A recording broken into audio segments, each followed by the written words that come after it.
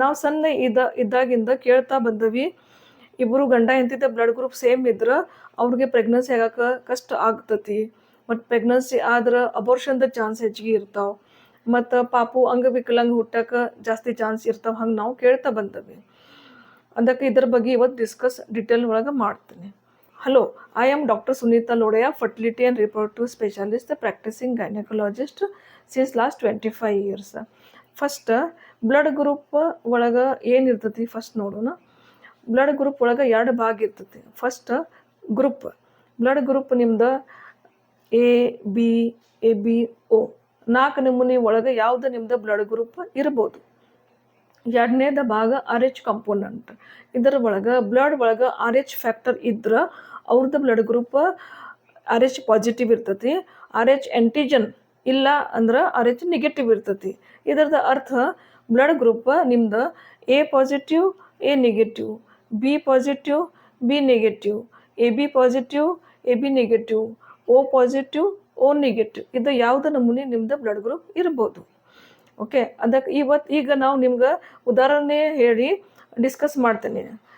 First example, suppose ತಾಯಿದ blood group O positive ಐತಿ.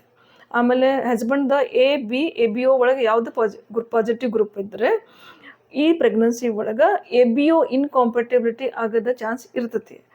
ಪ್ರತಿ ಪ್ರೆಗ್ನೆನ್ಸಿ ಒಳಗೆ ಆಕತಿ ಹಂಗಿಲ್ಲ, ಕೆಲವು ಟೈಮ್ಗೆ ABO ಇನ್ಕಾಂಪೆಟಿಬಿಲಿಟಿ ಆಗ್ಬೋದು. ಅದ್ರ ಸಲಾಗ ಪಾಪು ಹುಟ್ಟಿದ ಮೇಲೆ ಪಾಪುಗೆ ಕಾಮಣಿ ಸ್ವಲ್ಪ ಸಿವಿಯರ್ ಪ್ರಮಾಣದಲ್ಲಿ ಆಗ್ಬೋದು. 2ನೇದು ಎಕ್ಸಾಂಪಲ್, ಸಪೋಸ್ ತಾಯಿದ ಬ್ಲಡ್ ಗ್ರೂಪ್ ನೆಗೆಟಿವ್ ಐತಿ ಮತ್ತು ಹಸ್ಬೆಂಡ್ ಪಾಸಿಟಿವ್ ಐತಿ. ಆ ಟೈಮ್ಗೆ RH ಇನ್ಕಾಂಪೆಟಿಬಿಲಿಟಿ ಅಂತಾರೆ, ಅದು ಆಗೋದ ಚಾನ್ಸ್ ಇರ್ತೈತಿ. ಈ ಪ್ರೆಗ್ನೆನ್ಸಿ ಒಳಗೆ ತಾಯಿಗೆ RH ಇನ್ಕಾಂಪೆಟಿಬಿಲಿಟಿ ಪ್ರಾಬ್ಲಮ್ ಆಗಬಾರ್ದು ಸಲಾಗ NTD ಇಂಜೆಕ್ಷನ್ ಕೊಡಬೇಕಾಗ್ತೈತಿ. ಆಮೇಲೆ ಡೆಲಿವರಿ ಆದಮೇಲೆ ಪಾಪುದ ಬ್ಲಡ್ ಗ್ರೂಪ್ ಚೆಕ್ ಮಾಡಿ ಪಾಸಿಟಿವ್ ಇದ್ರೆ ತಾಯಿಗೆ NTD ಇಂಜೆಕ್ಷನ್ ಕೊಡ್ತಾರೆ. ಮತ್ತು ಇನ್ ಕೇಸ್ ಪ್ರೆಗ್ನೆನ್ಸಿ ಒಳಗೆ ತಾಯಿಗೆ ಅಬೋರ್ಷನ್ ಆದರೆ NTD ಇಂಜೆಕ್ಷನ್ ಕೊಡಬೇಕಾಗ್ತೈತಿ. ಆಮೇಲೆ ಇದು RH ಇನ್ಕಾಂಪೆಟಿಬಿಲಿಟಿ ಪ್ರಾಬ್ಲಮ್ ಫಸ್ಟ್ ಪ್ರೆಗ್ನೆನ್ಸಿ ಒಳಗೆ ಯೂಶ್ವಲಿ ಆಗಂಗಿಲ್ಲ. ಹೆಂಗೆ ನಂಬರ್ ಆಫ್ ಪ್ರೆಗ್ನೆನ್ಸೀಸ್ ಹೆಚ್ಚಿಗೆ ಹಾಕೊಂಡು ಹೋಗ್ತೈತಿ, 2nd, 3rd, 4th subsequent pregnancy ಒಳಗೆ ಸಿವಿಯರಿಟಿ RH ಇನ್ಕಾಂಪೆಟಿಬಿಲಿಟಿದ ಹೆಚ್ಚಿಗೆ ಹಾಕೊಂಡು ಹೋಗ್ತೈತಿ. ಅದರ ಸಲಾಗ ಬೇಬಿಗೆ ಸಿವಿಯರ್ ಜಾಂಡಿಸ್ ಆಗ್ಬೋದು. ಆಮೇಲೆ ಬೇಬಿಗೆ ಫೋಟೋಥೆರಪಿ ಬೇಕಾಗ್ಬೋದು. ಸಮ್ಟೈಮ್ಸ್ ಬೇಬಿಗೆ ಎಕ್ಸ್ಚೇಂಜ್ ಟ್ರಾನ್ಸ್ಫ್ಯೂಷನ್ ಬೇಕಾಗ್ಬೋದು. ಇದು 2 ಪ್ರಾಬ್ಲಮ್, ABO ಇನ್ಕಾಂಪೆಟಿಬಿಲಿಟಿ ಮತ್ತು RH ಇನ್ಕಾಂಪೆಟಿಬಿಲಿಟಿ. ಇದು 2 ಪ್ರಾಬ್ಲಮ್ ಗಂಡ ಹೆಂಡತಿ ಇಬ್ರದ ಬ್ಲಡ್ ಗ್ರೂಪ್ ಸೇಮ್ ಇದ್ರೆ ಬರ್ಲಿಕ್ಕೆ ಏನು ಚಾನ್ಸ್ ಇಲ್ಲ. ಅದಕ್ಕೂ ನಿಮ್ದು ಸೇಮ್ ಬ್ಲಡ್ ಗ್ರೂಪ್ ಇದ್ರೆ actually it is good, you don't have to worry. ಭಾಳ ಟೈಮ್ ಪೇಷಂಟ್ ನಮ್ಮ ಕಡೆ ಮದ್ವೆಗಿಂತ ಮೊದಲು ಬರ್ತಾರೆ, ನಮ್ಮದು ಬ್ಲಡ್ ಗ್ರೂಪ್ ಚೆಕ್ ಮಾಡಿರಿ, ಇಬ್ರದ ಬ್ಲಡ್ ಗ್ರೂಪ್ ಚೆಕ್ ಮಾಡಿರಿ. ಬ್ಲಡ್ ಗ್ರೂಪ್ ಚೆಕ್ ಮಾಡಿರಿ, ಬಟ್ ಬ್ಲಡ್ ಗ್ರೂಪ್ ಜೋಡಿ ನಮ್ಗೆ ಅನ್ನಿಸ್ತತಿ you have to check HB electrophoresis, haemoglobin ಇಲೆಕ್ಟ್ರೋಫೋರೆಸಿಸ್.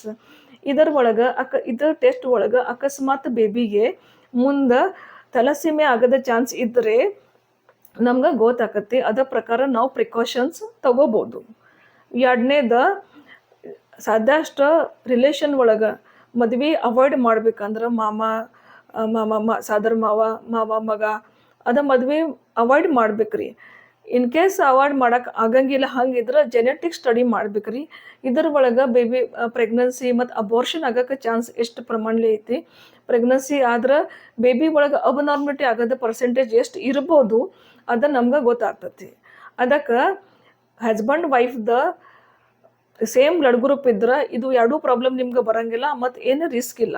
In conclusion, ಇವತ್ತು ನಾವು ಈ ವಿಡಿಯೋ ಒಳಗೆ ಡಿಸ್ಕಸ್ ಮಾಡಿದ್ದೇನೆ, ಗಂಡ ಹೆಂಡತಿದ ಇಬ್ರದ ಬ್ಲಡ್ ಗ್ರೂಪ್ ಸೇಮ್ ಇದ್ರೆ ಪ್ರೆಗ್ನೆನ್ಸಿ ಕನ್ಸೀವ್ ಆಗಕ್ಕೆ ಮತ್ತು ಅಬೋರ್ಷನ್ ಆಗಕ್ಕೆ ಮತ್ತು ಪಾಪು ಅಂಗವಿಕಲ ಆಗಕ್ಕೆ ಏನೂ ಚಾನ್ಸ್ ಇರಂಗಿಲ್ಲ. ಯಾಕೆ ಇದು 3 ವಸ್ತು ಬ್ಲಡ್ ಗ್ರೂಪ್ ಮೇಲೆ ಡಿಪೆಂಡ್ ಇರಂಗಿಲ್ಲ. ಇದೇ ಇನ್ಫಾರ್ಮೇಷನ್ ನಿಮ್ಗೆ ಚಲೋ ಅನಿಸಿದ್ರೆ ಲೈಕ್ ಶೇರ್ ಸಬ್ಸ್ಕ್ರೈಬ್ ಮಾಡಲಿ. ಯಾರಿಗೆ ಅವಶ್ಯಕತೆ ಇದೆ ಅವ್ರಿಗೆ ನೀವು ಶೇರ್ ಮಾಡಿರಿ. ಇದೇ ಪ್ರಕಾರ ನಾವು ಪ್ರೆಗ್ನೆನ್ಸಿ ರಿಲೇಟೆಡ್, ಇನ್ಫರ್ಟಿಲಿಟಿ ರಿಲೇಟೆಡ್ ಮತ್ತು ಗೈನ್ಯಾಕ್ ರಿಲೇಟೆಡ್ ವಿಡಿಯೋ ರೆಗ್ಯುಲರ್ಲಿ ಅಪ್ಲೋಡ್ ಮಾಡ್ತೀನಿ. ನಿಮ್ಗೆ ಯಾವ ಡೌಟ್ ಕ್ವೆಶನ್ ಇದ್ರೆ ನೀವು ನಮ್ಗೆ ಕಮೆಂಟ್ ಸೆಕ್ಷನ್ ಒಳಗೆ ತಿಳಿಸ್ರಿ. Thank you.